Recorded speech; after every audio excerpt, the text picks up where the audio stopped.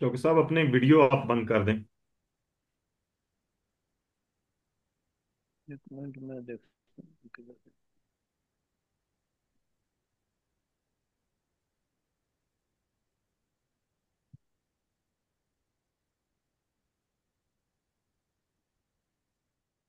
अब ऑफ हो गई। जी जी। Thank you. वेलकम। हम नए नए हैं ना, हमें चीज़ों का पता नहीं है।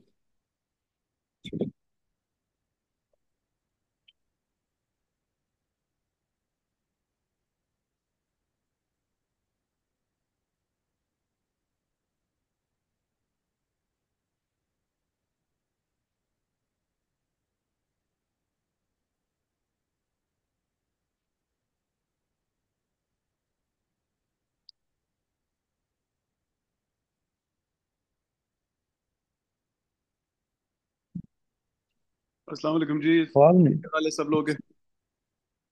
ये बात सुनो। आवाज आ रही है जी? जी सर, आ रही है आवाज। जी। वालेकुम जी अस्सलाम आ रही है सर। सर। बहुत शुक्रिया। अच्छा, वो जो पिछली मीटिंग थी वो मुझे समझ नहीं आ रही थी, उसमें मेरी आवाज नहीं थ्रू हो रही थी। वो प्रॉब्लम इस वजह से थी कि मैंने उसमें सेटिंग करते हुए अलाउ कर दिया था कि मीटिंग मेरे से पहले भी शुरू हो जाए ना। तो मैंने probably as a guest join किया और फिर मेरी आवाज नहीं जा रही थी, इसलिए मैंने नई मीटिंग शुरू की। तो मेरा ख्याल है लेक्चर शुरू करते हैं, क्योंकि ये रिकॉर्ड हो रही है। और जो नहीं अभी तक ज्वाइन कर सके वो अ, इसकी रिकॉर्डिंग देख लेंगे।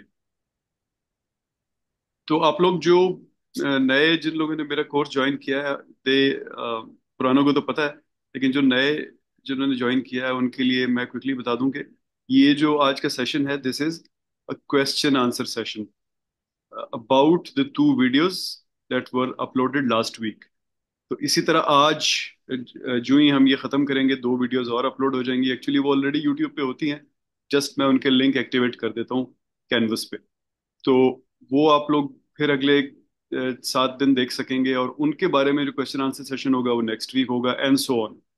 और कैनवस पे आप लोग आहिस्ता आहिस्ता देखेंगे, जब ये हमारा पहला लेक्चर खत्म होगा, which should be next week, यानी नेक्स्ट वीक उसका क्यूए भी हो जाएगा।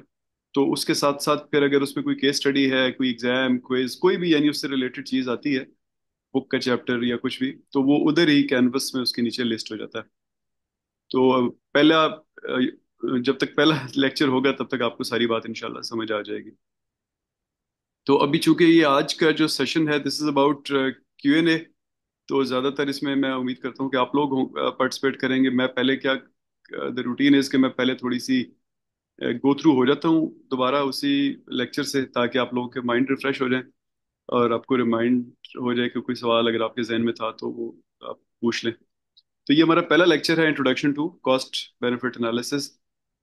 इसमें हमने बेसिकली सबसे पहले शुरू किया था एक लेटर जो बेंजामिन फ्रैंकलिन, अमेरिका के फाउंडिंग फादर्स में से सबसे सबसे टावरिंग पर्सनैलिटी थी, उन्होंने जोसेफ प्रीस्टली को लिखा था।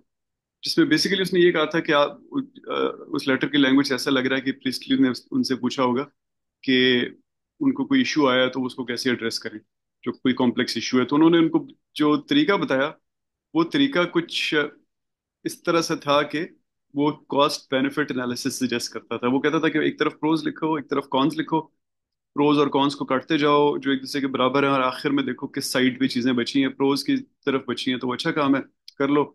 कॉन्स की साइड बची है तो अब वो फिर सही नहीं है, क्योंकि उसके कॉन्स ज्यादा है। लेकिन इससे ऊपर उसने एक बड़ी इंपॉर्टेंट बात की थी। उसने कहा था कि ये सब कर मैं इसलिए रहा हूँ, यानी सिर्फ ये तरीका मैं इसलिए इख्तियार करता हूँ क्योंकि हर चीज हर वक्त मेरे जहन में नहीं होती। तो कोई ना कोई मुझे फॉर्मल प्रोसीजर इख्तियार करना पड़ता है कि 2 4 6 दिनों की डिलीब्रेशन में हर चीज एक दफा रिकॉर्ड पे आ जाए। तो this is very important actually. मैं एक एक बड़े बैंक के साथ आजकल उनको हेल्प कर रहा हूँ उनकी स्ट्रेटेजी रीडू करने में। तो वो उनके जो लोग हैं वो, their family is managing banks for more than 100 years now. लेकिन वो भी जब बैठते हैं, उनको बैंक की स्ट्रेटेजी बनाने बैठते हैं, तो हार्डली 2 4 5 10% चीजें उस वक्त रेलेवेंट अपने दिमाग में ला सकते हैं। तो बड़ा जरूरी होता है कि फिर ऐसा कोई एक फॉर्मेट इख्तियार किया जाए, ऐसा कोई स्ट्रक्चर बनाया जाए कि सब चीजें, बेशक टाइम लगे लेकिन सब चीजें उनके सामने आ जाएं ताकि वो डिसीजन मेकिंग करें तो वो ठीक डिसीजन हो। तो ये बेंजामिन फ्रैंकलिन की जो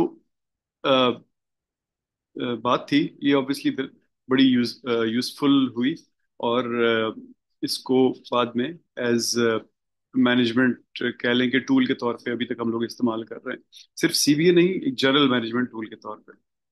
सीबीए है क्या? बेसिकली द आइडिया इज के सोशल कॉस्ट एंड बेनिफिट्स, आप कोई पॉलिसी इंटरवेंशन करने लगे हैं ना।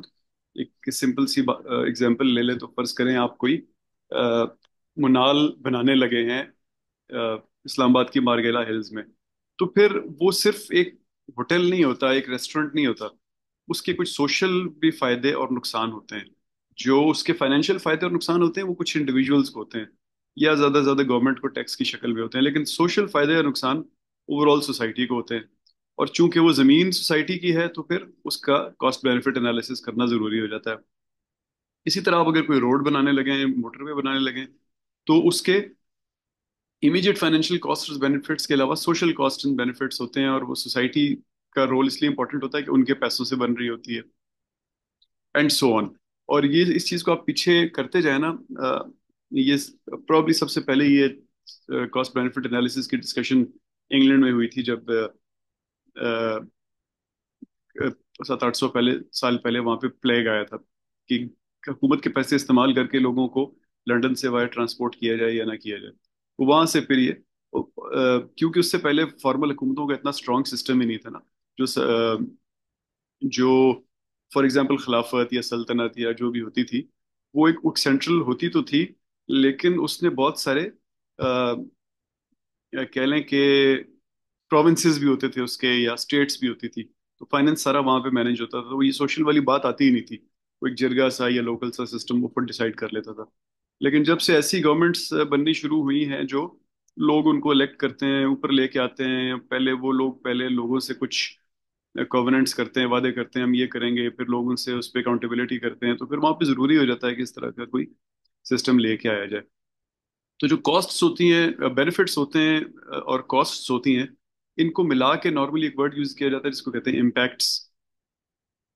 और ओवरऑल मकसद ये होता है कि कॉस्ट बेनिफिट एनालिसिस का कि आप जो आपके पास रिसोर्सेज हैं, पब्लिक रिसोर्सेज, उनकी एलोकेशन को एफिशिएंट रखें। यानी आप एलोकेशन ऐसे करें कि मैक्सिमम फायदा उस पैसे से, या जो भी डिसीजन आपके सामने है, मैक्सिमम फायदा उससे उठाया जाए।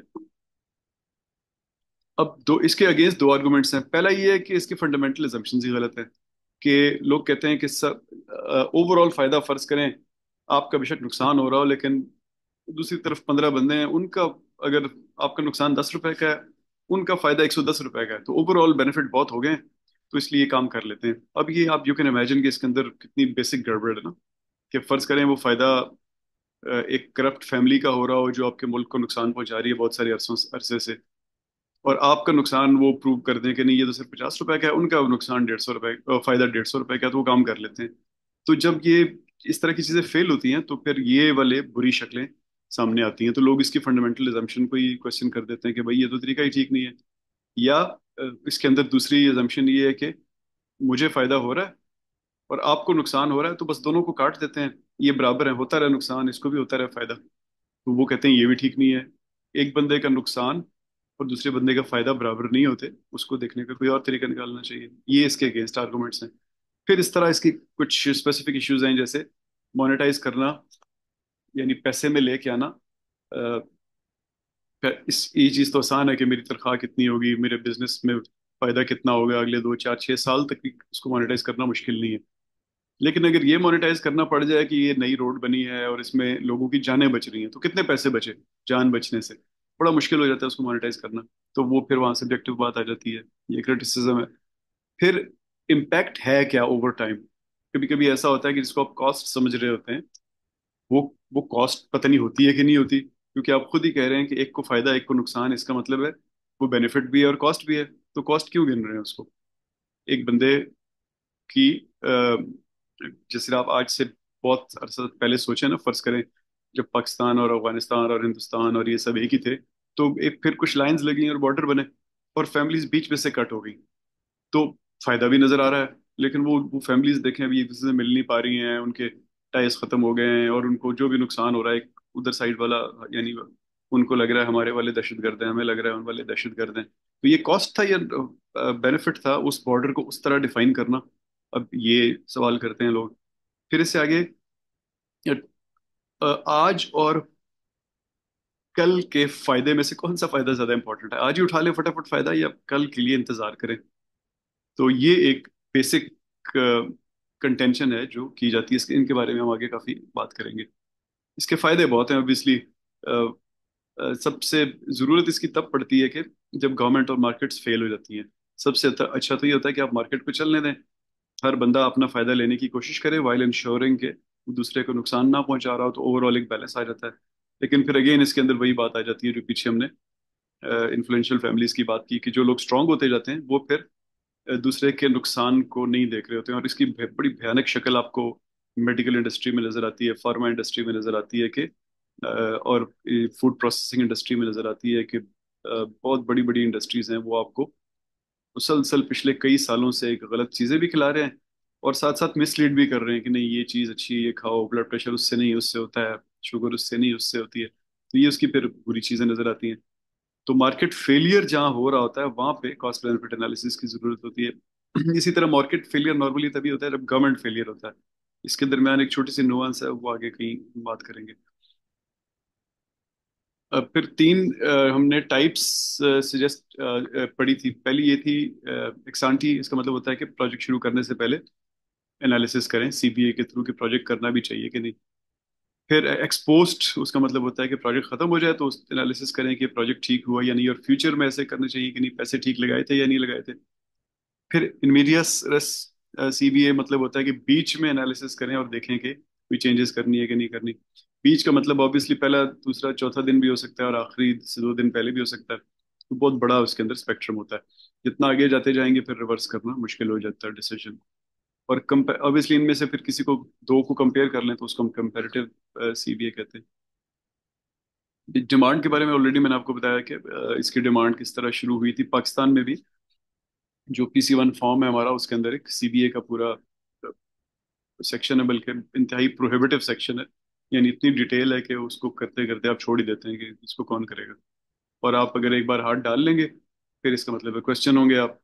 कल को आपको कोई कोर्ट में ले जाएगा कोई कि तुमने सीबीए किया था, बताओ ये क्यों गलत किया था, ये क्यों गलत किया था।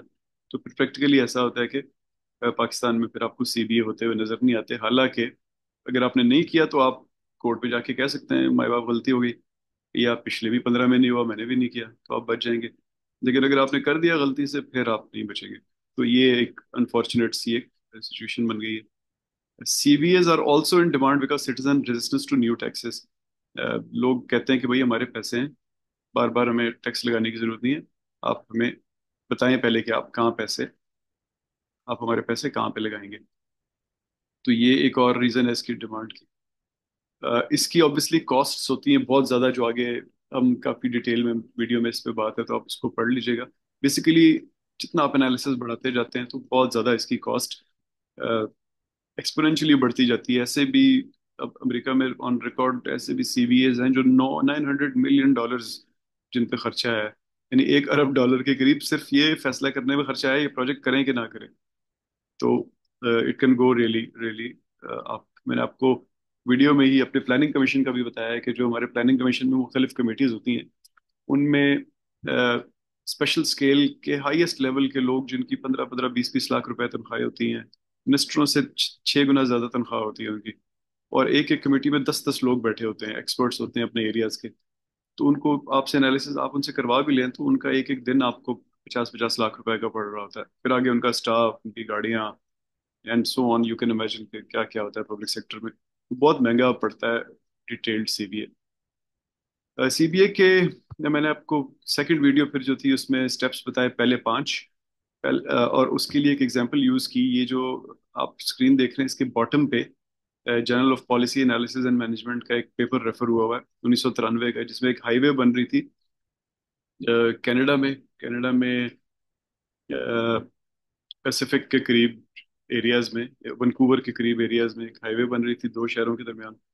तो वो कैसे बनाई जाए उसके बारे में कॉस्ट बेनिफिट एनालिसिस था, उसको हम फिर स्टेप वाइज लेके चलते रहे आगे। पहला स्टेप था एक्सप्लेन द पर्पस। तो जिस उसमें बेसिकली क्या होता है कि आप चूंकि पब्लिक पैसे लगा रहे हैं, मैक्सिमाइज कर रहे हैं एलोकेटिव एफिशिएंसी, फिर आपको पर्पस एक्सप्लेन करना पड़ता है कि हम कर क्यों रहे हैं। यानी आपको बेसिकली ये प्रूव करना होता है कि कोई मार्केट फेलियर हो गया है या कोई गवर्नमेंट फेलियर हो गया है, जिसकी वजह से अब सीबीए करना जरूरी है कि ये पैसे फलानी जगह लगाए जाएं या ना लगाए जाएं। दूसरा स्टेप ये है कि आप ऑल्टरनेटिव्स को स्पेसिफाई करें कि चार पांच छह ऑप्शंस कौन सी हैं। इनमें जो एक इम्पॉर्टेंट चीज मैंने वीडियो में इसको एम्फेसाइज किया है, वो आपके जहन में ये होनी चाहिए कि प्रोहिबिटिव होती है कंप्लीट लिस्ट ऑफ ऑल्टरनेटिव्स। यानी फॉर एग्जांपल आपके पास पब्लिक के 300 अरब रुपए पड़े हैं, तो अब आप ने ये अब देखिए वो 300 अरब रुपए बिजली के पे भी लगाए जा सकते हैं, रोडों पे भी लगाए जा सकते हैं, सेहत पे भी लगाए जा सकते हैं, टूरिज्म पे भी लगाए जा सकते हैं, लोगों को डायरेक्टली देने में भी लगाए जा सकते हैं कि वो अपने अपने जैसे एहसास प्रोग्राम या वो जो बेनजीर इनकम प्रोग्राम वगैरह है उस तरह भी लगाए जा सकते हैं। और फिर उनमें से किसी एक को ले लें, फॉर एग्जांपल रोड को ले लें, तो रोड कौन से और कौन से शहर के दरमियान बनाए, 4 लेनों वाली बनाए, 8 लेनों वाली बनाए, बिचुमन लगाएं उसके ऊपर या एंटी स्लिप के अगेंस्ट कुछ लगाएं, उसके ऊपर टॉल रखें या ना रखें, उसके ऊपर मोटरवे पुलिसिंग होगी या नहीं होगी, उसके ऊपर दरख्त लगेंगे या नहीं लगेंगे, बाउंड्रीज कैसी होंगी, किस किस जगह कनेक्ट होगी। तो इसके अंदर ऑल्टरनेटिव जो है वो थाउजेंड्स एंड थाउजेंड्स में आ सकते हैं। तो ऑल्टरनेटिव्स में इंपॉर्टेंट चीज ये होती है कि आप फिर अपने आप को लिमिट करें और डिसीजन मेकर्स की एग्रीमेंट के साथ फैसला करें कि भाई हम सिर्फ रोड की बात कर रहे हैं, फॉर एग्जाम्पल, उसके अंदर भी हम हाईवेज की बात कर रहे हैं, उसके अंदर भी हम फलाने शहर से फलाने शहर के दरमियान की। तो अपने बेसिकली ऑल्टरनेटिव्स को थोड़ा करना बड़ा इंपॉर्टेंट होता है, वरना कभी भी सीबीए आप मुकम्मल नहीं कर सकेंगे। तीसरा स्टेप ये था कि एक हम टर्म यूज करते हैं स्टैंडिंग। यानी कौन बंदा बंदी ग्रुप शहर गांव है जिस जो यहाँ पे स्टेक होल्डर्स हैं, हम किसके बेनिफिट को कहेंगे कि ये बेनिफिट है या किसके लॉस को कहेंगे कि लॉस है। हर कोई उठ के आ जाए कि नहीं मेरा भी बीच में हिस्सा है, तो अपनी जाहिर है नहीं पूरी दुनिया को तो मैनेज नहीं कर सकेंगे। तो या फिर स्टैंडिंग लोकल लेवल पे होती है, यानी वो लोग जिनको फायदा या नुकसान हो रहा है। एक गांव है, उस गांव के करीब आप मुनाल खोल रहे हैं, तो अब उनको फायदा या नुकसान होगा, वहाँ गाड़ियां आएंगी, उनके रास्ते बंद होंगे, कचरा फेंकेंगे लोग वगैरह वगैरह जो भी। लेकिन उनको फायदे भी होंगे, उनको जॉब्स मिलेंगी, मे बी कोई किसी दिन बेचारे वो आके खाना भी खा लेंगे, वहाँ पे पैसे हुए उनके पास। इसी तरह उससे ऊपर स्टैंडिंग प्रोविंशियल लेवल पे चली जाती है, उन लोगों की बात हो रही है अब जिन्होंने टैक्स देने। अब फिर उसके ऊपर नेशनल लेवल पे चली जाती है, वहाँ भी टैक्स पेयर्स भी हो सकते हैं और ब्रॉडर स्टेक होल्डर्स भी हो सकते हैं। यहाँ पे हमने बहुत सारी एग्जांपल्स डिस्कस की थी। फिर उसके ऊपर ग्लोबल लेवल पे चले जाएं तो वहाँ पे बाउंड्रीज के अक्रॉस भी बात हो सकती है। जैसे आप फसलें जला रहे हैं दिल्ली में, तो धुआं सारा लाहौर में आ रहा है, तो वहाँ पे फिर स्टैंडिंग जो है आपको देखनी पड़ती है कि उन लोगों की क्या है। इसके बाद अगला स्टेप है कि आपने इम्पैक्ट्स को लिस्ट, स्टैंडिंग पता चल गई आपको किस किस की है, तो अब आप कॉस्ट एंड बेनिफिट्स को लिस्ट करें, कैटलॉग करें और ये देखें कि मेजर कैसे करना है इनको। जैसे हमने पीछे बात की कि कुछ चीज़ें आसानी से मेजर हो जाती हैं, कुछ को मेजर करना बहुत मुश्किल होता है, और जो जो मुश्किल होता है वो उसी यूं यूं वो कंटेंशियस भी होता जाता है। यानी अगर आप मुश्किल चीज़ को मेजर कर भी लेंगे, तो आप आपके सामने कोई और खड़ा होगा, वो कहेगा नहीं ऐसे तो नहीं मेजर करना चाहिए था, आपको ऐसे मेजर करना चाहिए था। तो यहाँ पे ये वाले चैलेंजेस आ जाते हैं। तो मैट्रिक्स फिर आपको स्टेक होल्डर एग्रीमेंट से बनाने पड़ते हैं। यहाँ पे इसमें दो टर्म्स यहाँ पे यूज हुई हैं। एक लिखा हुआ है इम्पैक्ट इन्वेंट्री, यानी कॉस्ट एंड बेनिफिट्स हैं कौन कौन से, और इम्पैक्ट मैट्रिक्स, इसका मतलब है कि हर पॉलिसी ऑल्टरनेटिव यानी हर ऑप्शन है जो आपके पास, ये वाली रोड, ये वाली रोड, ये वाली रोड, और उसके अगेंस्ट हर इम्पैक्ट की कैटेगरी को आप पिच करते हैं। तो एक बॉक्स सा बन जाता है जिसमें हर इम्पैक्ट के अगेंस्ट हर कैटेगरी पे आपको कुछ ना कुछ, हर पॉलिसी अल्टरनेटिव के अगेंस्ट हर कैटेगरी में आपको कुछ ना कुछ अपना कमेंट देना पड़ता है। इसके बाद का स्टेप है कि जो इम्पैक्ट्स हैं कॉस्ट एंड बेनिफिट्स, उसको उसको over the life of the project आप क्वांटिटेटिवली प्रिडिक्ट करें। अब यहाँ पे एक टर्म हमने यूज की थी जो बाद में आगे और ज्यादा इस्तेमाल होगी, वो है सोशल डिस्काउंट रेट। जब भी आप किसी फ्यूचर की कॉस्ट को या फ्यूचर के बेनिफिट को प्रेजेंट में लेके आते हैं, जैसे फॉर एग्जांपल आप अपनी पे से या अपने कारोबार से 5 लाख रुपए महीने के कमा रहे हैं, तो आज के 5 लाख तो 5 लाख हो गए, अगले महीने के 5 लाख आज के पैसों में कितने के बराबर है। तो अब हम पैसों की बात कर रहे हैं तो बड़ा आसान है, गवर्नमेंट ने हमें रेट बताया हुआ है कि आजकल 17.5% इन्फ्लेशन चल रही है। तो आप उसमें उसको ईयरली 17.5 तो मंथली तकरीबन 1.5% के करीब बन गया। तो उसको 1.5% कम कर दें तो वो 5 लाख के बजाय वो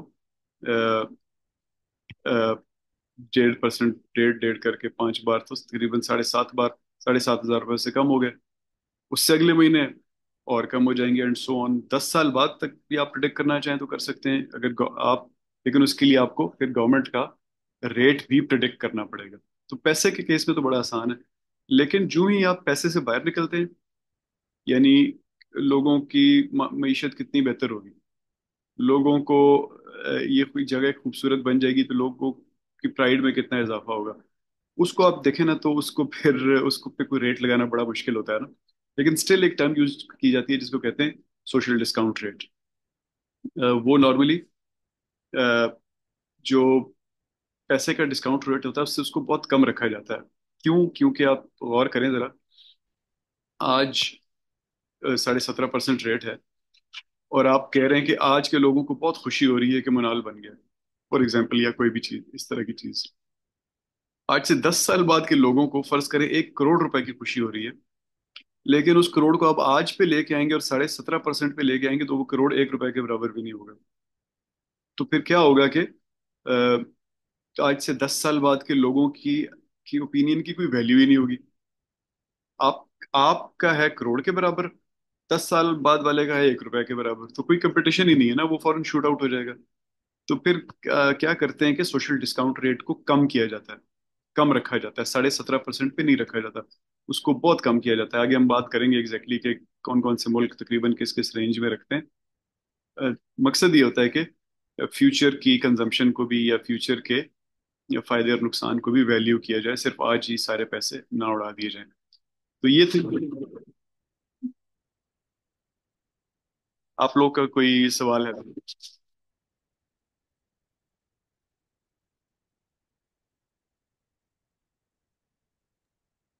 अस्सलाम वालेकुम सर। जी वालेकुम सलाम जावेद साहब। जावेद इधर सर। अच्छा सर, इसमें ये जो मार्केट फेलियर्स का कॉन्सेप्ट है, जी जी।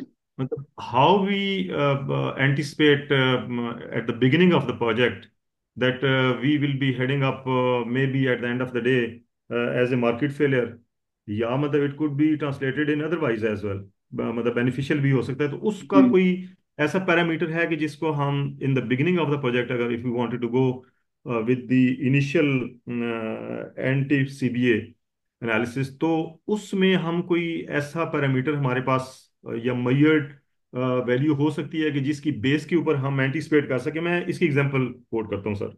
जी जी। एग्जांपल ये है कि आप अगर देखें, जब आज से कोई 15 साल पहले या 20 साल पहले ये सीएनजी स्टेशंस का जो प्रोजेक्ट है लॉन्च किया गया था, जी it is a very glaring example of the market failure कि आपके उसके जो कॉन्सिक्वेंसेज हैं वो ट्रांसलेट हुए in terms of losing your potential resources which were suppose to be use for the domestic applications.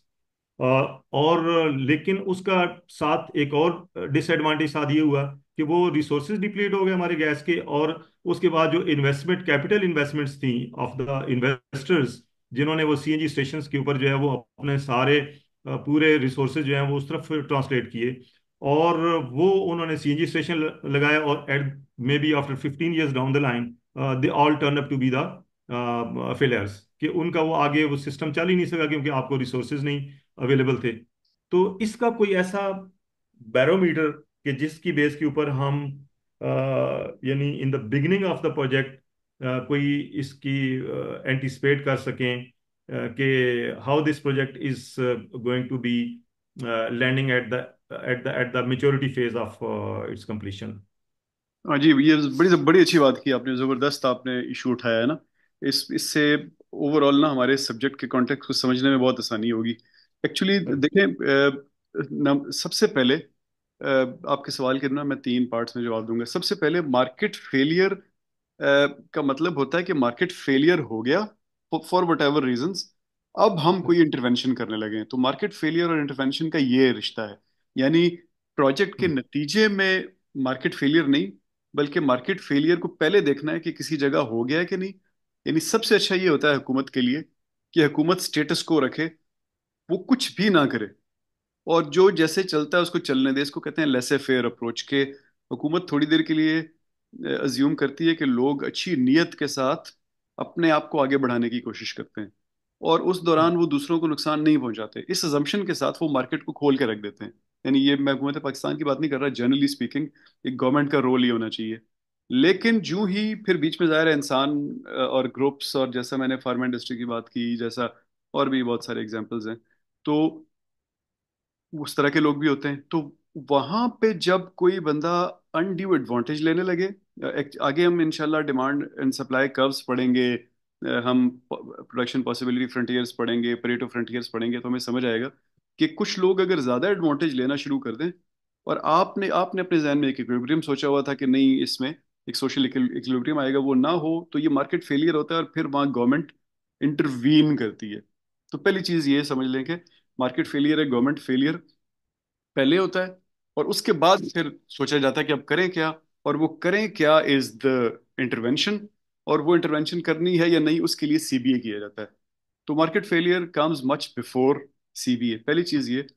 दूसरा ये, मैंने आपको जैसे बताया ना कि अब आप फर्ज करें आज आप अपने बच्चों के साथ बाहर रात को खाना खाने जाना चाहते हैं। आई होप कि आप पिंडी इस्लामाबाद में नहीं है, कहीं और है। तो आपके पास 15 रेस्टोरेंट की ऑप्शन है, और आप लोग बड़े मज़े से बैठ के एयर कंडीशन कमरे में पॉपकॉर्न खाते हुए नेटफ्लिक्स देखते हुए फैसला कर रहे हैं कि ये अच्छा है, ये अच्छा है, ये अच्छा है, ये अच्छा है। अब ये एक आप हो गए। दूसरी तरफ एक इस्लामाबाद में बंदा वो बैठा है, बंदा है, उसको उसके सारे रेस्टोरेंट बंद हैं या कोई एक आध खुला है, तो देखिए उसकी ऑप्शंस कितनी कम हो गई ना। तीसरी तरफ एक बंदा है जिसके पास पैसे ही नहीं है, उसके पास 15 रुपए हैं।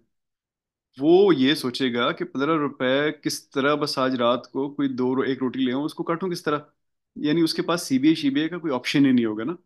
तो ये लग्जरीज होती हैं इस तरह सोचना उन लोगों की जिनके पास ऑप्शंस होती हैं। जब हम अनफॉर्चुनेटली हमारी जो मार्केट है ना, जब वो डिसीजंस करती है, जैसे आज हमारी इकोनॉमी की हालत देख लेना।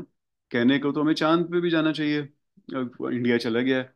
कहने को तो हमें स्टेडियम बड़े बड़े बनाने चाहिए ताकि यहाँ पे आके दुनिया के लोग मैच खेलें। यहाँ पे हमें अमारात जैसी एयरलाइन होनी चाहिए कि सारे लोग पहले इधर आएं फिर यहाँ से अपने शहर जाएं। लेकिन हमारे पास वो है ही नहीं, पसली ही नहीं है कि हम उस तरह की बातों की ऑप्शंस को सोच भी सकें। यानी इवन आप जरा गौर से ना, सीए बेनजीर इनकम सपोर्ट, और आपको याद होगा वो एक वजीर साहबा ने वो उंगली लला लला के कहा था कि हम 2,000 रुपए दे रहे हैं। आप 24 करोड़ लोगों को 2,000 लोग रुपए भी देना शुरू कर जाएं तो आपका बजट कई बार खत्म हो जाएगा। तो दूसरी चीज ये कि फिर अब आपको नजर भी आ रहा हो ना कि आगे गड़बड़ होनी है, तो आपके पास ऑप्शन ही नहीं होती।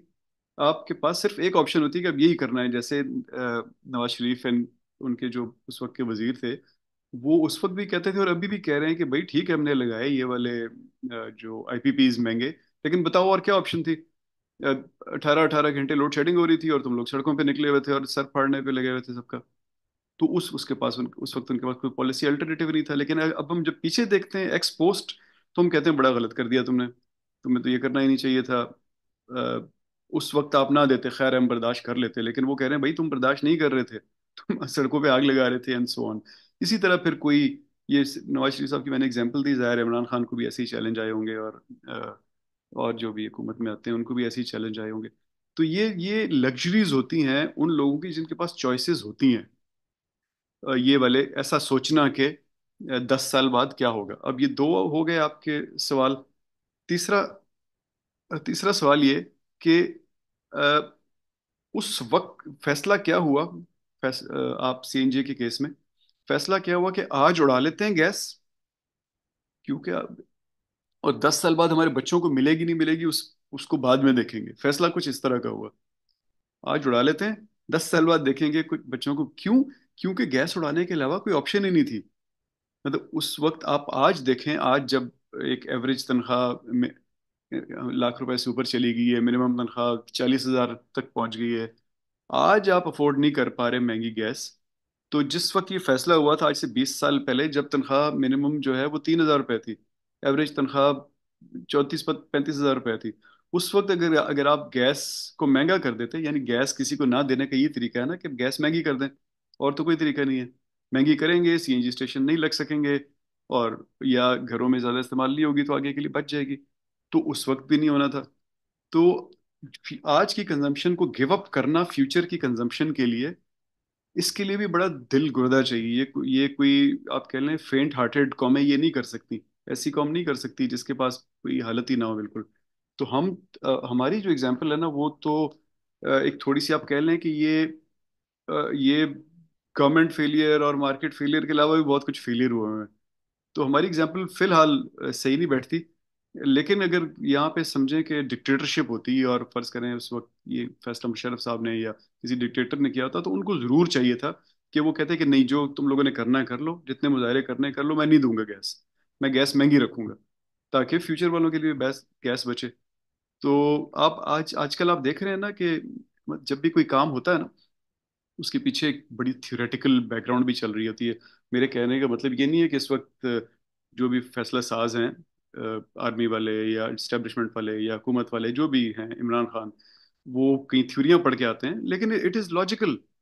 उनको साफ नजर आ रहा है कि अगर सीधे तरीके से चलना है तो उसका एक ही तरीका है कि बहुत स्ट्रांग कंट्रोल डालना है स्टेट का हर चीज के ऊपर। वरना आज ही कंजम्पशन हो जाएगी सारी, और 2 4 6 साल बाद कुछ भी नहीं बचेगा।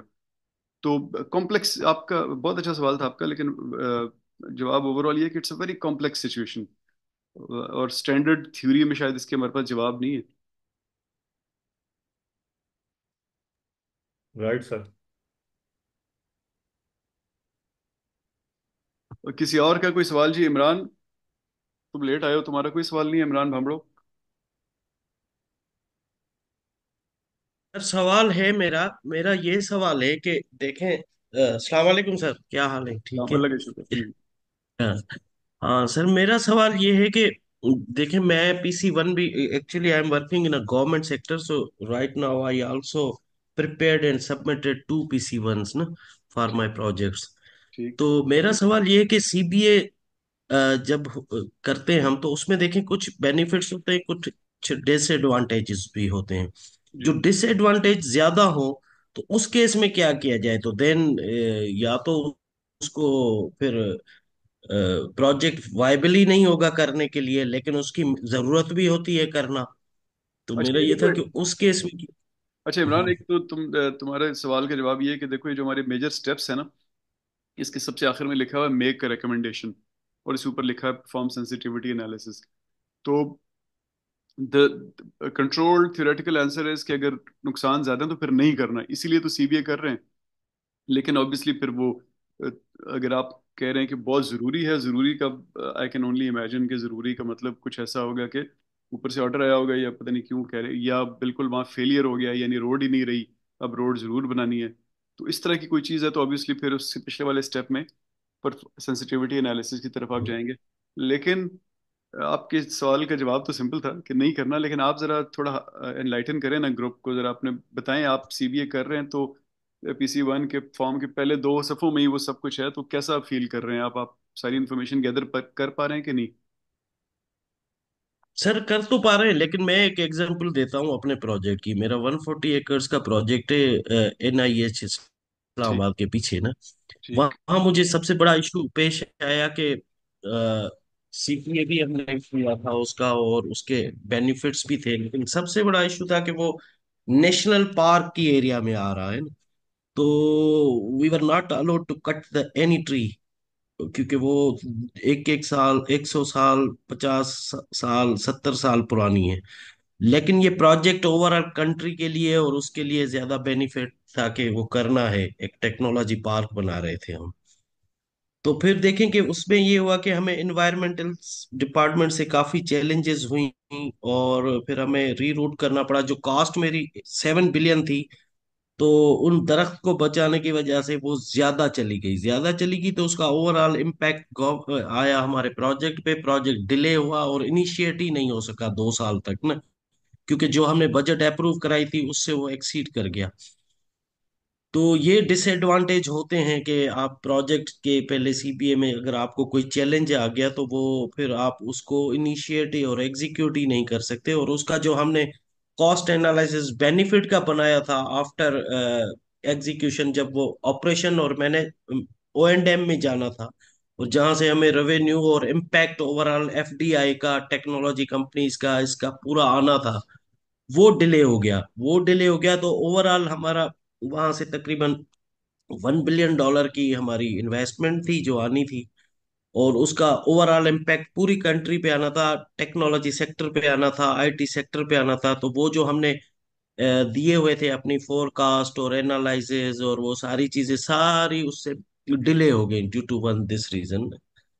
तो एक जगह तो ये था कि वो कंट्री के लिए अच्छा था उसके लिए, लेकिन क्योंकि एनवायरनमेंट डिपार्टमेंट ने जो उस पे लगाई हुई है सेक्शंस के वो नेशनल पार्क एरिया है, और दूसरा उसमें जो एटमॉस्फेयर और एनवायरनमेंट के हिसाब से जो थे डिसएडवांटेज, तो उस वजह से वो कोऑर्डिनेशन गैप गवर्नमेंट डिपार्टमेंट से ऐसा है कि हमारा 2 साल प्रोजेक्ट ही डिले हो गया। तो ये तो इश्यूज आते हैं सर काफी ना इसमें मुझे ये बताएं कि। कि आप sir excuse me if I may interrupt. जी जी मुजाहिद साहब। अच्छा सर, ये जो इन्होंने अभी बात की मैंने ये सुनी। मैं इसमें if you can advise me और correct me if I am wrong, के ये why did they stick to one specific area? मतलब पूरा इस्लामाबाद पिंडी में सिर्फ वही जगह बची थी जहाँ पे वो प्रोजेक्ट एप्लीकेबल था, या उसको शिफ्ट कर लेते ज़रूरी है, नेशनल पार्क में ही करना ज़रूरी था उसको? अच्छा जो एक आपका स्टेप टू है जिसमें आप मुजाहिद, कहते हैं कि ऑल्टरनेटिव प्रोजेक्ट नहीं ऑल्टरनेट मैं साइट पे चले एक मिनट, जाते। एक मिनट रुक जाए जरा। देखें, हम ना यहाँ पे बेसिकली हम पॉलिसी लेवल डिस्कशंस की बात कर रहे हैं ना। तो मैंने शुरू में ही कहा कि जब इमरान ने कहा ना कि ये प्रोजेक्ट करना भी जरूरी था, तो मैंने कहा कि इसके दो ऑप्शन, दो वजह हो सकती हैं। या ऊपर से ऑर्डर आ गया कि इस तरह शक्ल में करना है, जाहिर है एक ज़रूरत वो होती है। और दूसरी ज़रूरत ये होती है कि एक कहीं पे कंप्लीट फेलियर हो गया और अब वो ना किया तो काम आगे नहीं चल सकेगा ना। तो वो ऑब्वियसली फिर ये कुछ कुछ चीजें जो है ना वो गिवन आती हैं ऊपर से। अब वो मेरा नहीं ख्याल कि इमरान उसका जवाब दे सकेंगे। इमरान मुझे ये बताएं कि आपका रोल क्या था, यानी आपने पैसे देने वालों में से थे आप या पैसे खर्च करने वालों में थे? इन दोनों में से कोई एक बता दें, आपका रोल क्या था? Sir we are 100% government organisation, ठीक और था ये कि हमारी अथॉरिटी है स्पेशल टेक्नोलॉजी जोन अथॉरिटी, ठीक। जो कंट्री में टेक्नोलॉजी की ग्रोथ और उसके लिए काम कर रही है। तो इन अदर वर्ड्स आपको आपको मिनिस्ट्री ऑफ फाइनेंस ने पैसे देने थे ना, वो देने वाले थे, और जी जी आप जी उसके जी, आप प्लानिंग कमीशन के थ्रू हमें ग्रांट मिल भी गई है, लेकिन अब मिली है जाके 2 साल के बाद। लेकिन मैंने बताया कि 2-3 साल जो हमारी प्रोजेक्शंस थी उसके बेनिफिट लेने के लिए, तो वो डिले हो गई ड्यू तो टू इसका गैप मतलब है ना। कि मुजाहिद, अब ये जो आप इनकी बात समझ आई ना, इनका जो पर्सपेक्टिव है ना, वो एक स्पेंडर का पर्सपेक्टिव है। ये हमारे चैप्टर का आखिरी पार्ट है, इंशाल्लाह हम अगले हफ्ते हम इस पे बात करेंगे। ये जो आपको बता रहे हैं ना, ये स्पेंडर्स पर्सपेक्टिव है, जिसने पैसे खर्च करने हैं ना, ये उस तरह सोच के आपको बता रहे हैं। आप जो सवाल पूछ रहे हैं ना, वो उसको कहते हैं डिसबर्सर्स पर्सपेक्टिव, या वो बंदा जो पैसे को कंट्रोल कर रहा होता है ना, उसका पर्सपेक्टिव। तो ये दोनों ऑपोजिट थॉट्स हैं थ्योरी में। आई वुड सजेस्ट कि आप अपनी किताब का आखिरी, पहले चैप्टर का आखिरी 2 सफ़े पढ़ें। अच्छा, अभी हमारी मीटिंग खत्म हो रही है, 40 मिनट प्रॉब्ली हो गए हैं, तो मैं इसको नए लिंक से रीस्टार्ट कर रहा हूँ। आप लोग व्हाट्सएप पे जाके उस लिंक से दोबारा ज्वाइन कर लें प्लीज़। आई थिंक हमें थोड़ी सी टाइम और चाहिए।